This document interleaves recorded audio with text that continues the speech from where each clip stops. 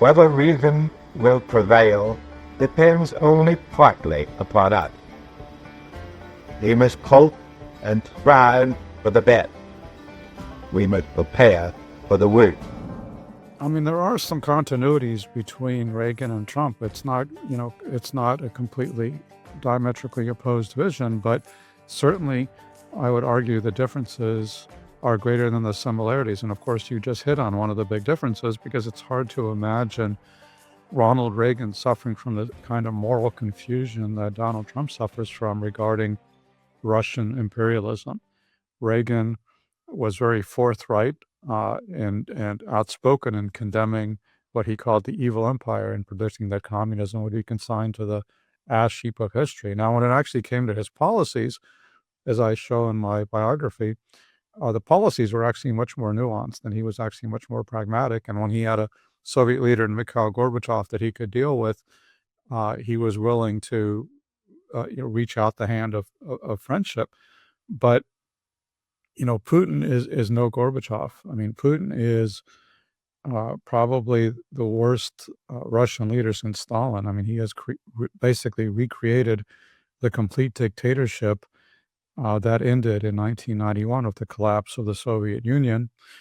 And, he's gone and invaded Ukraine, something that the Soviet Union last did in 1979 when they invaded Afghanistan. And of course, Ronald Reagan was very clear-eyed in calling out Soviet aggression and giving aid to the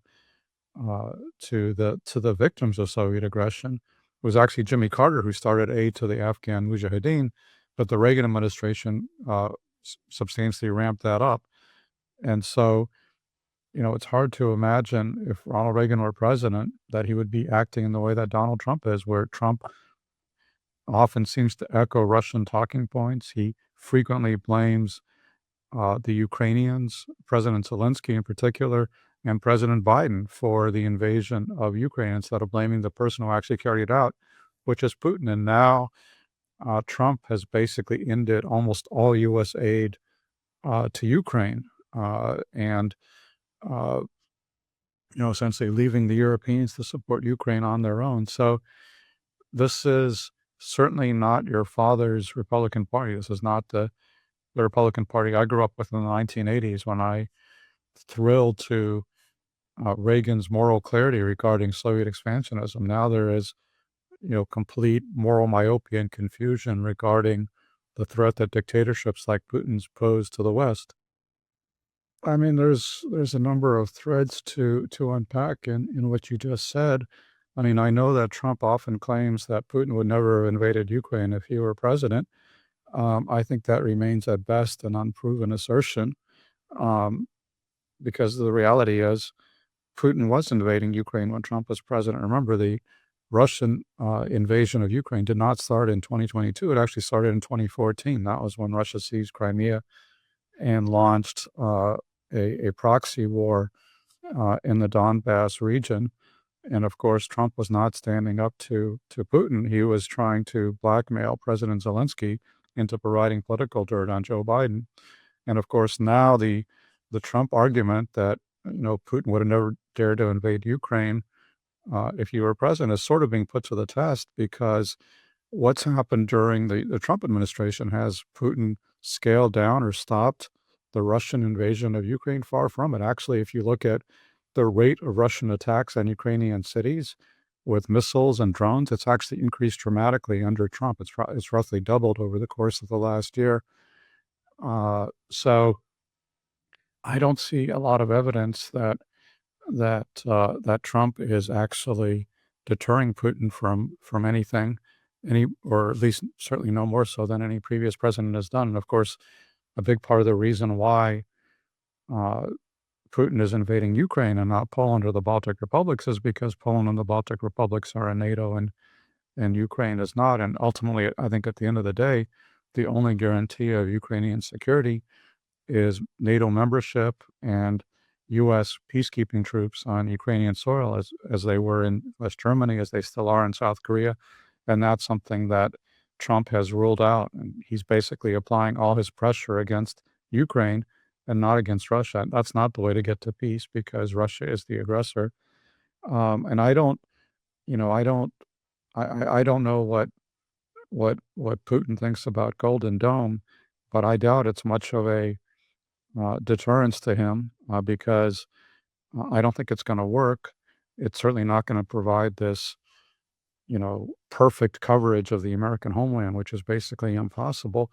And although, it's true that uh, that defensive capabilities have advanced since President Reagan announced SDI in 1983, it's also true that offensive capabilities have advanced. And now you see hypersonic missiles, you see drones, you see the possibility of true space weapons. So there's all sorts of things going on against cruise missiles also, against which Golden Dome is not going to provide a very effective defense. And at the end of the day, we, we have the land-based interceptors in Alaska and Hawaii.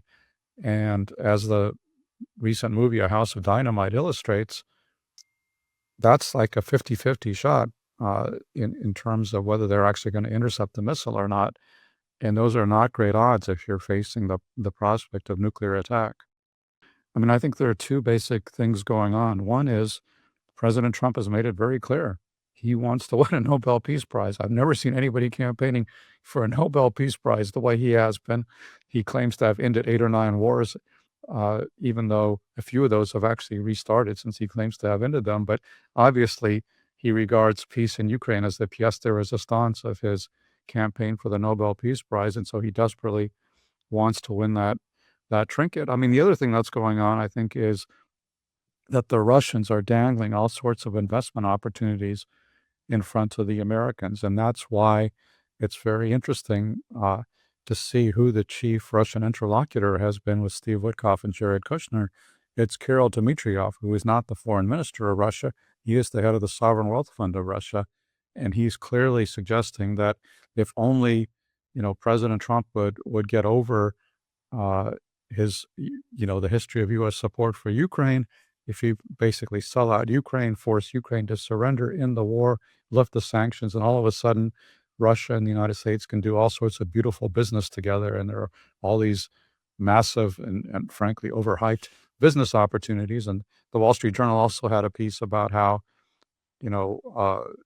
Donald Trump Jr., Kushner, and a lot of other people in Trump's circuit are actually pursuing their own potential business opportunities with Russia. So I think those are the twin imperatives. But I mean, that is just a very, historically speaking, a very bizarre and alien mindset for a U.S. leader to have, because Ronald Reagan was much more in the traditional mode of U.S. leaders since World War II, who valued the transatlantic alliance, believed in standing up against Soviet imperialism, and believed in backing the democracies of Europe. And those are not impulses that President Trump displays.